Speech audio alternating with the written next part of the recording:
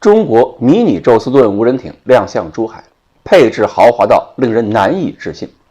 这样的舰艇到底适合谁？各位网友，大家好，我是罗小飞。今年的珠海航展呢，各种无人装备爆发式展出，这是一个特点了，比前2年呢是爆得厉害了。除了各种无人的飞行器啊、巡飞弹呢，船舶工业、军工和民企都拿出了各自的无人艇。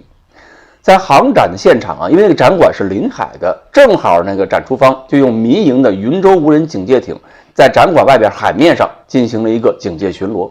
而展台上呢，云州他们也布置了一个体验展台，一个体验装置，让观众呢模拟驾驶一艘小艇，可以尝试一下怎么去突破云州警戒艇的防御。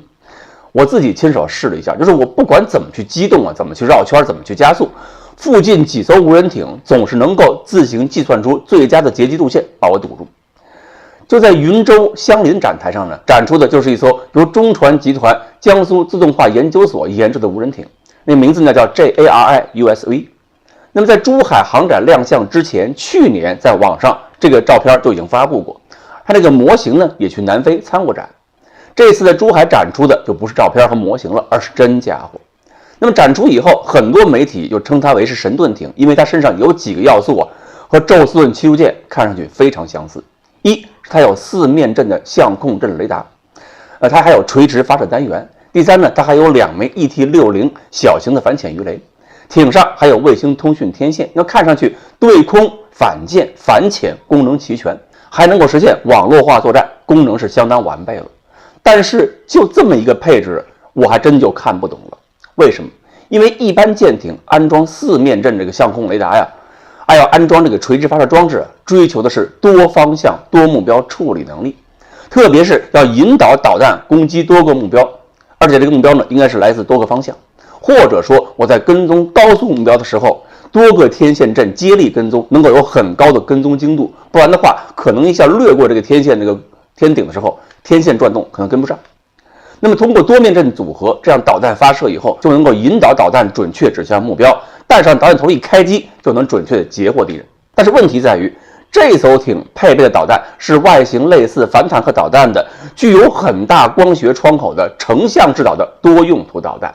用它对付几公里外的这个小艇或者直升机是可以的，但是这类导弹根本就不是用来对付高速目标的。而且呢，不管是美国的标枪、中国的红箭12，或者是本次航展上出现的其他同类导弹一样，因为它这么大的红外窗口啊，通过热成像还有这个可见光的光学通道，就可以很好的对目标进行跟踪和搜索。弹上导弹头的市场也很宽，就不会要求相控阵雷达去提供一个对目标的高精度跟踪。而且呢，如果先用雷达引导，然后末段使用红外成像制导，对于远程弹来讲，这么干是挺好。但是对这一类射程很短的反坦克导弹或者是多用途导弹，这种制导方式还有垂直发射装置啊，反而是增加了系统不必要的复杂程度，增加了整个发射控制过程的复杂程度。而且垂直发射单元只有4个，左边2个，右边2个，也根本谈不上多目标处理。至于说艇上的防空火力，就是2枚肩扛弹，还有一个30炮并在一起，变成了弹炮合一系统，一个搜索雷达加上一套光学红外跟踪通道就够了。这些火力从反舰的到防空的都用不上4面阵相控阵雷达。如果说在舰队中承担一个前出警戒、低空补盲任务，那么也许4面阵雷达说得过去，但是这个雷达天线高度实在太低，离开水面也就2米，这么低的高度没有什么补盲作用，还不如起飞架无人机把雷达挂上去。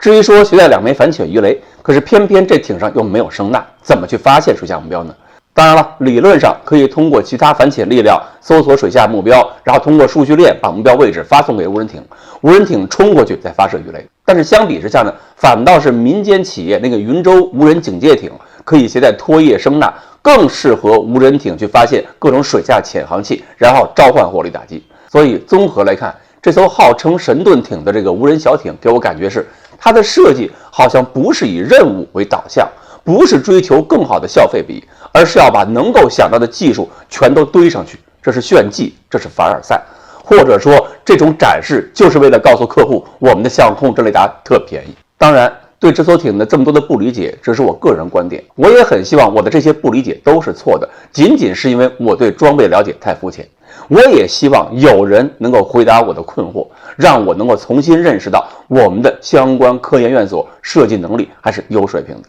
好，关于这艘无人的神盾艇，我们今天呢就简单的分析到这里，欢迎大家继续关注我们的栏目，我们下期再说。